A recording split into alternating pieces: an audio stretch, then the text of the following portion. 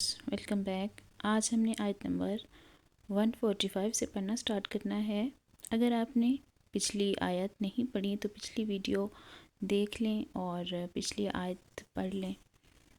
تو اگر مزید آپ کو کوئی کیوری ہے تو آپ چینل کو وزٹ کریں اور ہر آیت کے ساتھ ہر پارے کی سورۃ بقرہ کے ساتھ مینشن ہے۔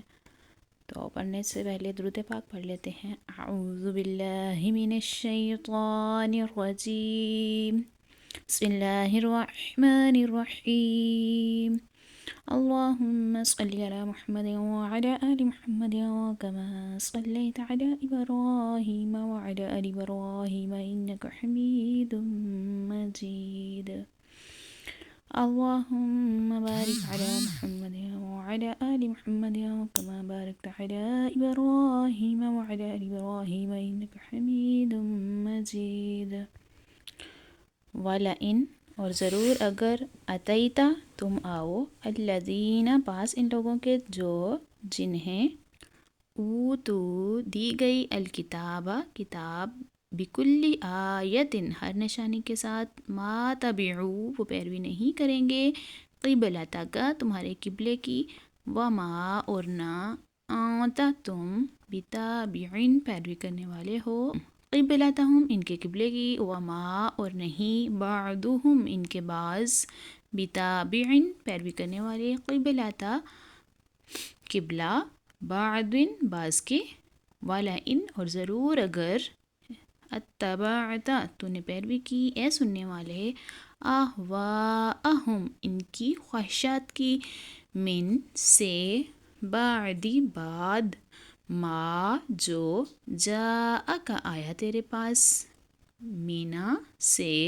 العلم علم، انک بے شک تو، اذن اس وقت ہوگا، لامنا ضرور سے، الظالمین ظلم کرنے والوں۔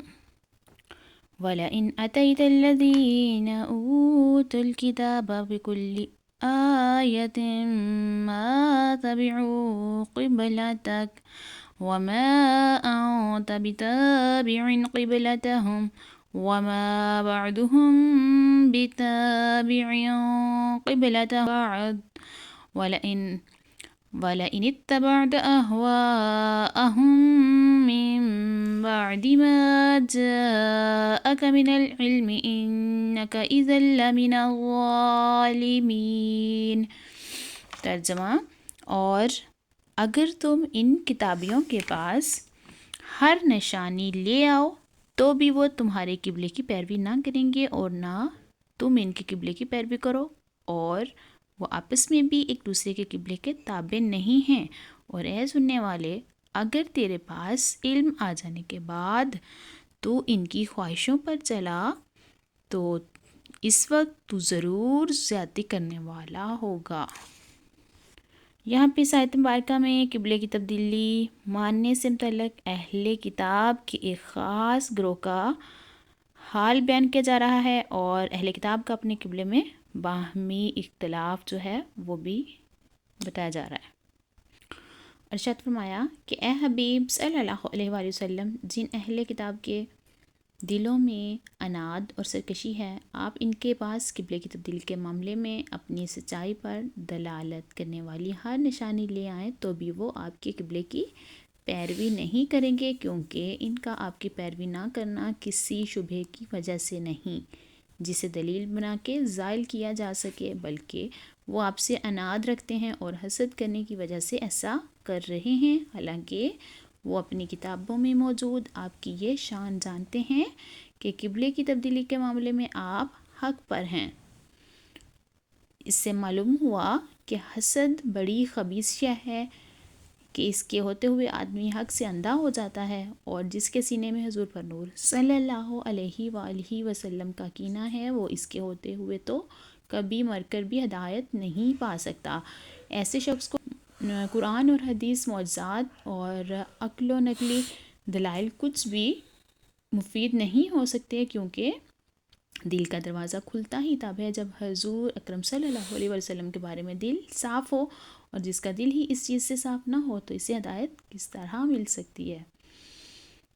اور نیکسٹ بتایا جا رہا ہے اور نہ تم ان کے قبلے کی پیروی کرو. تو اس آیت میں یہودیوں کے قبلے کی پیروی سے منع کیا گیا ہے. اس سے معلوم ہوا کہ اب قبلہ منسوخ نہ ہوگا، لہٰذا اہل کتاب کو اب یہ امید نہیں رکھنی چاہیے کہ آپ صلی اللہ علیہ وسلم ان سے کسی کے قبلے کی طرف رخ کریں گے. اور نیکسٹ ہے کہ وہ کسی کے آپس میں ایک دوسرے کے قبلے کے تابع نہیں ہیں. اے حبیب صلی اللہ علیہ وسلم، اہل کتاب آپ کی مخالفت کرنے میں تو متفق ہیں، لیکن قبلے کے معاملے میں یہ خود بھی ایک دوسرے کے مخالف ہیں، اور جس طرح ان سے امید نہیں کی جا سکتی کہ وہ آپ سے متفق ہو جائیں، اس طرح آپس میں متفق ہونے کی بھی کوئی امید نہیں کی جا سکتی. یاد رہے کہ یہود و نصارہ دونوں بیت المقدس کو مانتے ہیں، مگر یہودی صخرہ کو اور عیسائی اس کے مشرقی مکان کو قبلہ مانتے ہیں. اور اگر تو ان کی خواہشوں پر چلا، یہ بیان ہو رہا ہے کہ اگر تو ان کی خواہشوں پر چلا، تو یہ یہاں پہ خطاب امت کو ہے کہ خانہ کعبہ کے قبلہ ہونے کے بعد اگر کسی نے بیت المقدس کو قبلہ بنایا تو وہ ظالم ہے. نیکسٹ آیت پڑھتے ہیں. الذین، وہ لوگ جنہیں آتیناہم، ہم نے دی انہیں الکتاب، کتاب، یعرفونہ، وہ پہچانتے ہیں اس نبی کو، کما، جیسے، یعرفون، پہچانتے ہیں، ابناءہم، اپنے بیٹے، وَإِنَّ، اور بے شک، فریقاً، ایک گروہ، منہم، ان میں سے، لیکتمون، ضرور وہ چھپاتے ہیں، الحق، حق، وہم، اور حالانکہ وہ، یعلمون، جانتے ہیں. الذین آتیناہم الکتاب یعرفونہ کما یعرفون ابناءہم وَإِنَّ فَرِيقًا مِّنْهُمْ لَيَكْتُمُونَ الْحَقَّ وَهُمْ يَعْلَمُونَ. ترجمہ. اور وہ لوگ جنہیں ہم نے کتاب عطا فرمائی ہے وہ اس نبی کو ایسے پہچانتے ہیں جیسے وہ اپنے بیٹوں کو پہچانتے ہیں، اور بے شک ان میں ایک گروہ جان بوجھ کر حق چھپاتے ہیں. یہاں پہ اس آیت مبارکہ میں نبی کریم صلی اللہ علیہ وسلم کو پہچاننے کے بارے میں اہل کتاب کا حال بیان کیا جا رہا ہے، اور انہی میں سے ایک گروہ ہے کہ وہ جان بوجھ کر حق کو چھپا رہا ہے. تو اس کی وضاحت دیکھ لیتے ہیں کہ وہ ایسے پہچانتے ہیں نبی کو کہ جیسے وہ اپنے بیٹوں کو پہچانتے ہیں. اس سے مراد ہے کہ گزشتہ آسمانی کتابوں میں نبی آخر الزماں صلی اللہ علیہ وآلہ وسلم کے اوصاف ایسے واضح اور صاف بیان کیے گئے ہیں جن سے علماء اہل کتاب کو حضور پر نور صلی اللہ علیہ وآلہ وسلم کے خاتم الانبیاء ہونے میں کچھ شک و شبہ باقی نہیں رہ سکتا، اور حضور اقدس صلی اللہ علیہ وآلہ وسلم کہ اس منصب عالی کو کامل یقین کے ساتھ جانتے ہیں. یہودی علماء میں سے حضرت عبداللہ بن سلام رضی اللہ تعالیٰ عنہ مشرف با اسلام ہوئے تو حضرت عمر فاروق رضی اللہ تعالیٰ عنہ نے ان سے دریافت کیا کہ اس آیت میں جو معرفت بیان کی گئی ہے اس کا کیا مطلب ہے. انہوں نے فرمایا کہ اے عمر، میں نے حضور اکرم صلی اللہ علیہ وآلہ وسلم کو دیکھا تو بغیر کسی شک و شبہ کے فوراً پہچان لیا، اور میرا حضور انور صلی اللہ علیہ وآلہ وسلم کو پہچاننا اپنے بیٹوں کو پہچاننے سے زیادہ کامل و مکمل تھا.